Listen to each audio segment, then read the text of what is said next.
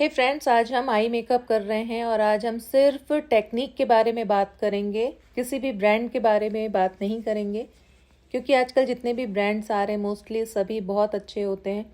बस आपको technique follow करना है। एक वीडियो हम ब्रांड के ऊपर भी बनाएंगे, पर अभी हम टेक्निक फॉलो कर रहे हैं। सबसे पहले मैंने एक लाइट कंसीलर और एक डार्क कंसीलर लिया है। ऑलवेज मैं ये दो कंसीलर पे ही वर्क करती हूँ। अगर हमारी क्लाइंट डस्ट की तरफ है तो हम डार्क कंसीलर ज़्यादा लेंगे, लाइट कंसीलर कम। और अगर हमारी मॉडल फेयर की तरफ ज़्यादा है तो हम फेयर कंसीलर ज़्यादा लेंगे, डस्ट की डार्क कलर का जो कंसीलर है वो कम लेंगे। दोनों को मैंने मिक्स करके आंखों पे बेस बना लिया। उसके बाद मैं कलर व्हील का यूज़ करके आई शेडो भी देखा आपने कि मैंने 3 शेड मिक्स करके अपना डिज़ायर्ड शेड बना लिया है। इसे मैं आउटर कॉर्नर पे बहुत अच्छे से ब्लेंड कर रही हूँ, एक वी शेप क्रिएट कर रही हूँ। आप मेरे ब्रश पर ध्यान देंगे, मैंने बड़ा फ्लफ़ी ब्रश लिया है क्योंकि मेरी मॉडल की आइज़ जो है वो बड़ी है और मुझे बहुत ब्लेंडेड इफेक्ट चाहिए। तो मैंने आउटर कॉर्नर पे बड़ा फ्लफ़ी ब्रश से एक वी क्रिएट कर लिया और इनर कॉर्नर के लिए मैं पेंसिल ब्रश यूज़ कर रही हूँ मीडियम साइज़ का, जो कि आँखों को एक शेप दे रहा है। बहुत लाइट हैंड से ब्लेंडिंग करना है। जब मुझे लाइन चाहिए तो मैंने ब्रश को पास से पकड़ा है और जब मुझे स्प्रेड करना था तो ब्रश को मैंने दूर से पकड़ा था। जिस एरिया पे अगर आपको ब्लेंडिंग करनी है पर्टिकुलर, वहाँ के लिए छोटा ब्रश यूज़ करिए और बहुत अच्छे से वहाँ पर ब्लेंडिंग करिए। देखिए, एक मेरे आइज़ का एक फ्रेम रेडी हो गया है। अब मैं इसे हाफ कट क्रीज में कन्वर्ट करने वाली हूँ। तो हाफ कट क्रीज करने के लिए मैंने फेयर शेड का कंसीलर लिया, फ्लैट सिंथेटिक ब्रश जिसका शेप यू शेप होना चाहिए, उसे लैश के ऊपर लगा दिया है और अपनी मॉडल को मैंने बोला है कि वो ऊपर की तरफ देखे। तो जैसे वो ऊपर की तरफ देखती है तो वहाँ पर एक हमें गाइडलाइन मिल जाती है कि हमें कहाँ तक क्रीज को कट करना है। उसके बाद उस एरिए पे हम बहुत अच्छे से फिनिशिंग से क्रीज को कट कर लेते हैं। हमें गाइडलाइन मिल गई है, हम इनर कॉर्नर से धीरे धीरे उठाते हुए उस गाइडलाइन के पास जाते हैं। डैप डैप डैप मूवमेंट ले रही हूँ मैं, बहुत शार्प फिनिशिंग देना है। ये टर्न आपका ऐसा आना चाहिए कि मॉडल आइज़ खोले तो वो अंदर की तरफ चला जाए।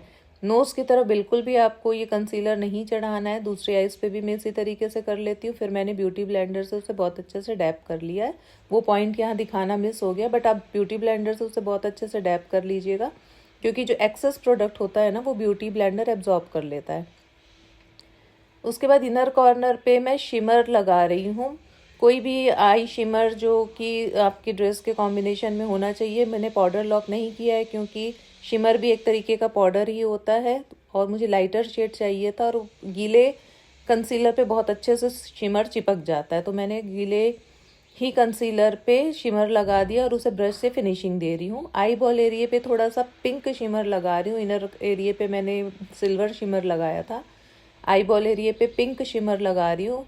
फिंगर से लगाने से वो ज़्यादा इन्हेंस होके दिखता है, बट इनर आई कॉर्नर पे फिंगर से प्रॉपर लगा पाना पॉसिबल नहीं होता, इसलिए मैंने इनर कॉर्नर पे ब्रश का यूज़ किया था। आई बॉल एरिया पर मैं फिंगर से लगा रही हूँ। अब मैं आउटर कॉर्नर को वही 3 कलर जो मैंने मिक्स किया था फिर से वही कलर लेके धीरे धीरे फ्रेम दे रही हूँ। आपने मेरी पिछली वीडियो पे देखा होगा कि मैं एरिया को बहुत इंपॉर्टेंस दे रही हूँ कि जितना आपका टारगेट एरिया है उसी पे आपको हाथ चलाना आना चाहिए। अक्सर ब्यूटिशियन यही गलती करती है कि जब वो डिसाइड तो कम एरिया करती है बट ब्लेंड करते करते वो एरिया से बाहर चले जाती है। तो ये बहुत इंपॉर्टेंट है कि आपको एक प्रॉपर एरिया को फिक्स करना आना चाहिए कि बस मुझे इतने दूर में ब्लेंडिंग करनी है। यहाँ पे मैं लाइनर की जगह ब्लैक आई शेडो यूज़ कर रही हूँ। उसे फ्लैट ब्रश से धीरे धीरे ब्लेंड करते हुए ऊपर से नीचे की तरफ आ रही हूँ। ये भी बहुत अच्छे से ब्लेंड होना चाहिए, ऐसा पैच भी नहीं आना चाहिए और बहुत ही सटल इफेक्ट आएगा। धीरे धीरे धीरे ब्लेंड करते हुए मैं ऊपर की तरफ जा रही हूँ तो ऑटोमेटिक वो जो लाइन है वो मर्ज हो जाएगी और एकदम ऐसा कुछ अलग से हार्श लाइन नहीं दिखेगा।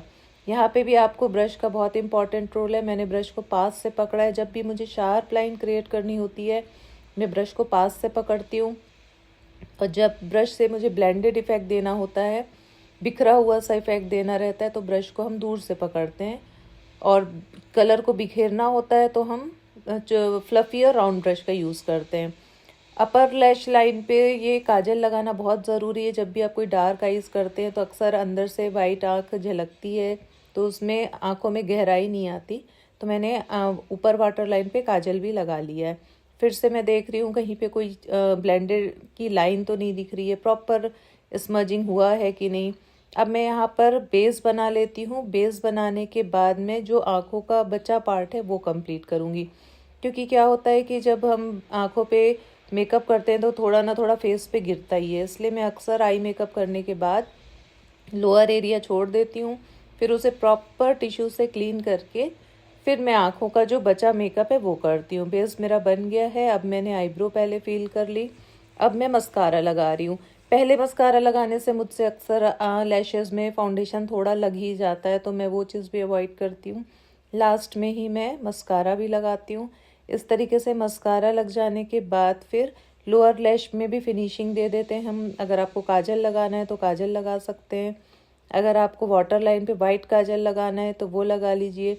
लोअर लैश पे बहुत अच्छे से आपको स्मज, जो शेड हमने ऊपर यूज़ किया है वही शेड मैं लोअर लैश पे भी यूज़ कर रही हूँ। जो मैंने ब्राउन शेड बनाया था पर्पल ब्राउन, वही मैं आँखों के नीचे लगा रही हूँ। इसे पतले ब्रश से ब्लेंड करते जाऊँगी। और अक्सर यहाँ पे आप दो फ्लैट ब्रश या राउंड ब्रश दोनों यूज़ कर सकते हैं। यहाँ पे मैं फ्लैट ब्रश यूज़ कर रही हूँ क्योंकि मैं लाइन क्रिएट करते हुए जा रही हूँ धीरे धीरे। और जो डार्क शेड मैंने ऊपर लिया था वही नीचे ले रही हूँ, फिर जो ट्रांजिशन शेड मैंने ऊपर की तरफ लिया था वो मैं आँखों के नीचे ले रही हूँ और इसे एक प्रॉपर शेप देते हुए मर्ज कर रही हूँ। तो ये है हमारा फाइनल लुक। होप सो आपको ये लुक पसंद आया होगा।